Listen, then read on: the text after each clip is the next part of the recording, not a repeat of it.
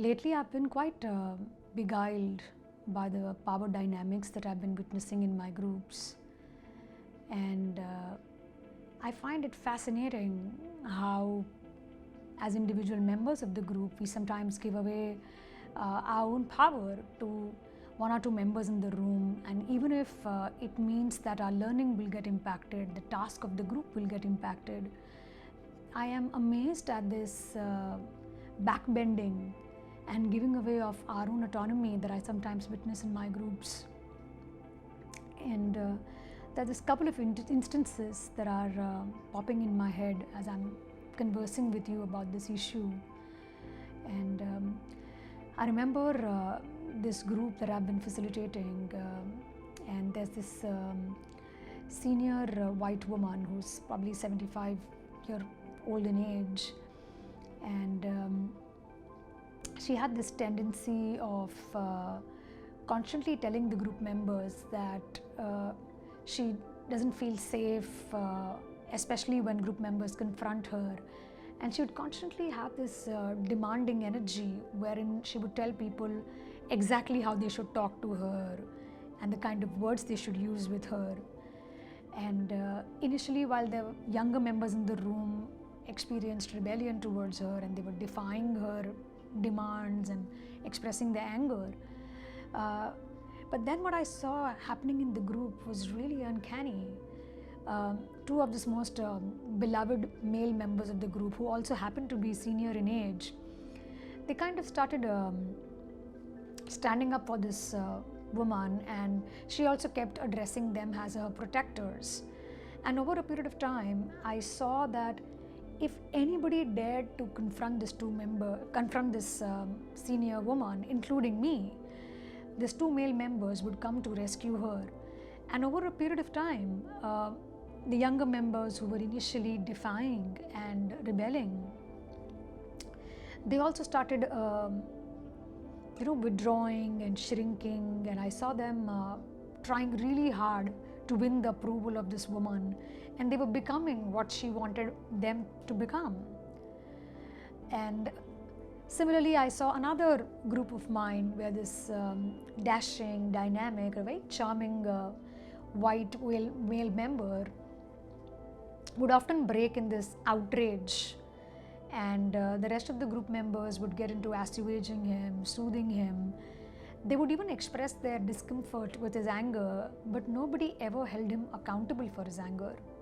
So his patterns of breaking into anger outrage continued. And in both the groups, the commonality that I saw was that the group was not able to achieve its learning objectives. The group members were starting to feel frustrated, and yet it almost seemed like they were not willing to do anything about challenging the status quo and do anything about how their learning was getting disrupted. And when I saw this, what came up for me is the writings of my favorite writer, Claude Steiner. And he's written extensively about oppression. And he said that oppression cannot exist in a vacuum.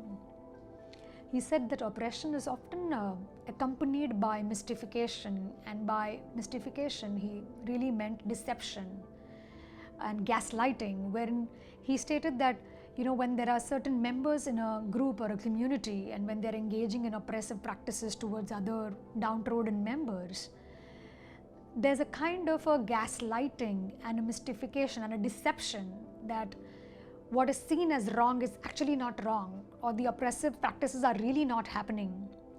And when this oppression and mystification combine together, there's a kind of an alienation that each member can experience in the group or the community.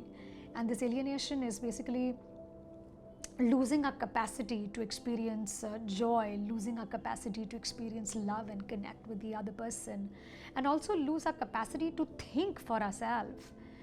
And when I was looking at both these groups, I saw multiple instances when I was seeing gaslighting happening. I saw multiple instances when even I lost my capacity to think clearly, and these groups that were such loving groups were losing the capacity to love each other and engage with each other and really risk being themselves. And for me, there's such a parallel process between what I saw in these groups and also what I see in the larger system. Like power somehow seems to be in the pockets of selected few, whether it is people who have more money, whether it is white people, whether it is people who are more educated, whether it is people who are heterosexual. What came up for me is that when we find ourselves in these dynamics, how come it is that we give up on our autonomy? How come it is that we lose our capacity to think clearly and we just choose to be a bystander and not call out what we are seeing? Because silence is also one way of colluding with abusiveness of power. And what's coming up for me is, can we be in this space where we can create platforms of shared power where each one of us can stand in our full glory without diminishing the glory of the other person? And if we are seeing oppressive forces acting in the room, how can we call out those processes by being relational, by being kind and sensitive, and yet holding accountability?